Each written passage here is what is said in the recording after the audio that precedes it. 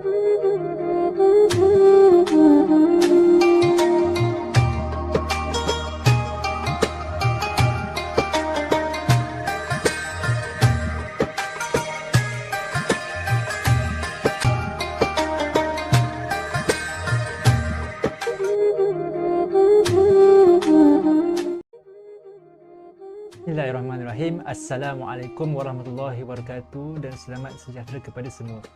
InsyaAllah hari ini saya akan membicarakan serba sedikit tentang tazkirah ringkas menyambut kedatangan Ramadan Mubarak tahun 2022. Jadi sebenarnya Ramadan ni ramai yang dah tahu. Tentang Ramadan ni adalah satu promosi hebat daripada Allah SWT. Sebab bulan ni sahaja yang kita akan dapat berbagai rahmat daripada Allah SWT. Allah memberikan kita pengampunan dosa-dosa yang terdahulu, dan kita pun bertaubat untuk menjauhi dosa yang dahulu, seterusnya untuk kita membebaskan diri daripada api neraka. Jadi selalunya kita akan membaca doa supaya Allah menjauhkan kita daripada api neraka dengan pengampunan dosa daripada Allah SWT. Jadi antara hadis yang sering sahaja dibicarakan bila berkata tentang Ramadan ialah tentang tiga golongan manusia, iaitu pada suatu hari Rasulullah SAW ada naik atas mimbar dan baginda pun mengucapkan amin sebanyak 3 kali. Kemudian sahabat pun bertanya kenapa Rasulullah SAW menyebut amin seperti itu. Jadi Rasulullah SAW pun memberitahu sebab ada tiga golongan yang menyebabkan Rasulullah SAW pun mengiyakan apa yang diberitahu oleh malaikat Jibril. Iaitu pertamanya, golongan ni yang sungguh tidak beruntung. Ada ulama yang lain mengatakan maksudnya ialah sungguh celaka tiga golongan ini, iaitu pertama, orang yang bertemu bulan Ramadan tetapi tidak mendapat keampunan daripada Allah Subhanahu Wa Taala. Jadi ramai orang yang akan bertemu dengan Ramadan. Allah memberi rezeki kepada manusia untuk hidup lagi pada Ramadan akan datang, tapi tidak mendapat apa-apa keampunan daripada Allah SWT pun, tidak dapat manfaat daripada Ramadan pun. Jadi kita minta dijauhkanlah daripada perkara seperti ini. Yang keduanya, orang yang tidak berbuat baik kepada kedua orang tuanya sehingga dia meninggal. Jadi ada orang yang dia dapat rezeki mak ayah masih hidup waktu dia mak ayah dah tua dan anak-anaknya pun dah dewasa, tapi tak dapat berlaku baik pun, tidak dapat berbakti kepadanya pun. Jadi kita pun minta dijauhkanlah daripada perkara ini. Yang ketiganya, orang yang tidak berselawat kepada Nabi Muhammad SAW apabila disebut kepadanya. Jadi sebab setiap kali kita dengar orang menyebut Rasulullah, kita pun perlu menjawab dengan sallallahu alaihi wasallam. Okey, seterusnya kita nak dapatkan Ramadan yang berkat. Kita sebut sebenarnya Ramadan Mubarak. Jadi bagaimana untuk dapatkan keberkatan ialah kita ikut apa yang Rasulullah SAW buat waktu Ramadan. Okay, jadi saya simpulkan kepada 4 ringkasan amalan Rasulullah SAW waktu Ramadan. Pertamanya, puasa dengan penuh keimanan. Daripada hadis itu, man shama Ramadan imanan wahtisaban ghufira lahu ma taqaddama min dzambih. Ini barang siapa yang berpuasa dalam Ramadan dengan penuh keimanan dan pengharapan, maka akan diampunkan dosanya yang telah lalu. Jadi kita berpuasa bukan puasa ikut-ikutan, tapi berpuasa dengan penuh keyakinan yang Allah yang suruh kita puasa ni, kita nak taat perintah Allah. Jadi dengan keimanan itulah kita akan berpuasa. Kita dapat menahan apa yang membatalkan puasa kerana Allah. Sebab antara ibadah yang menguji keimanan kita, keikhlasan kita ialah berpuasa lah. Sebab bukan orang boleh nampak pun apa yang kita buat.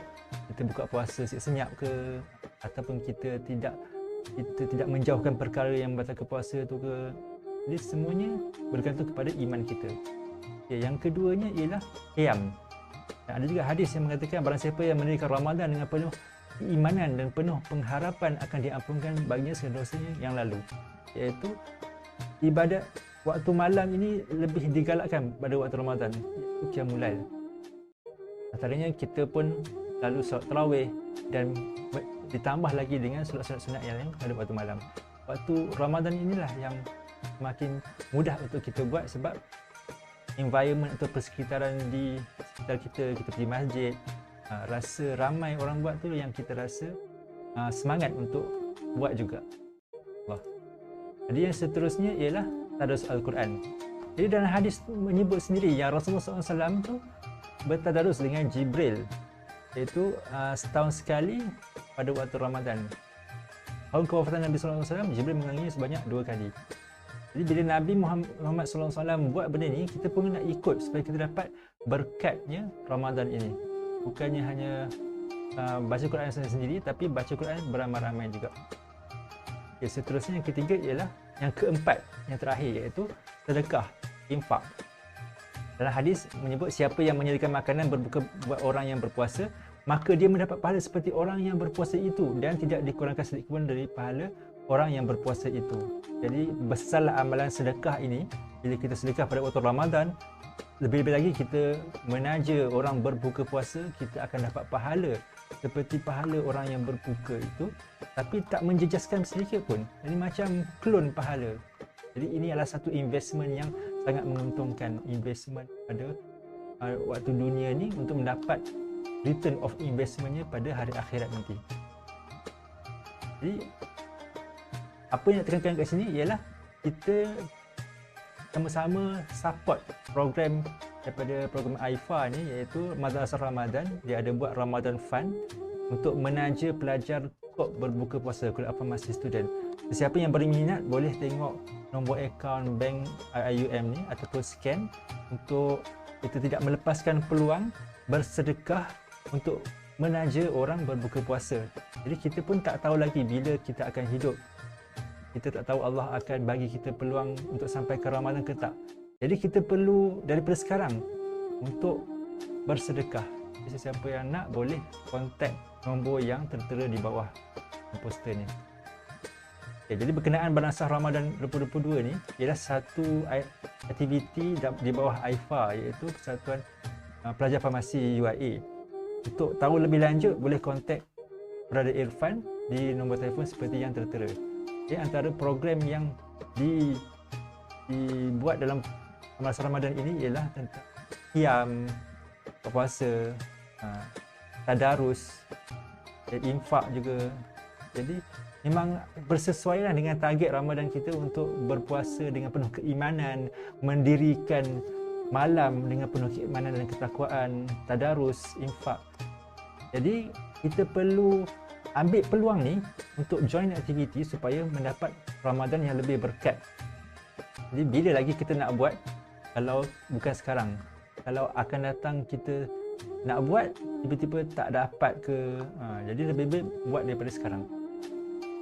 Jadi itu sahaja, terima kasih. InsyaAllah semoga Allah sampaikan kita ke Ramadan kali ini dengan lebih berkat lagi dan lebih banyak membuat amalan kebajikan. Itu sahaja yang daripada saya. Terima kasih. Assalamualaikum warahmatullahi wabarakatuh.